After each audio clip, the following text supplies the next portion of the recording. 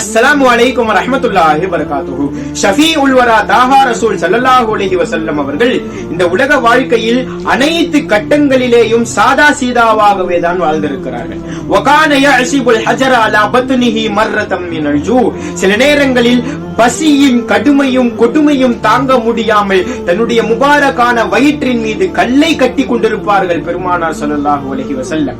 வமர்ரதன் யாக்குலு மா ஹலர். சில நேரங்களில் என்ன இருக்கிறதோ என்ன கிடைக்கிறதோ அதை சாப்பிட்டுக் கொள்வார்கள். எந்த உணவையும் குறையே சொல்ல மாட்டார்கள். எனக்கு இதுதான் வேண்டும், நான் இதைதான் சாப்பிடுவேன், ஆடம்பரமான உணவை தான் நான் சாப்பிடுவேன் என்று ஒருபோதும் பெருமானார் ஸல்லல்லாஹு அலைஹி வஸல்லம் அவர்கள் நினைத்ததே இல்லை, சாப்பிட்டதே கிடையாது.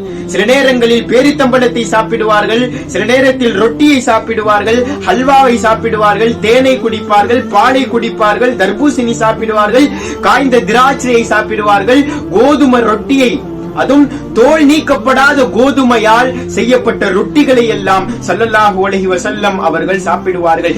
எந்த உணவையும் பெருமானார் ஸல்லல்லாஹு அலைஹி வஸல்லம் குறையே சொல்ல மாட்டார்கள். இதுதான் பெருமானாரிடத்தில் இருந்த நற்குணங்களில் ஒரு நற்குணமாகும்.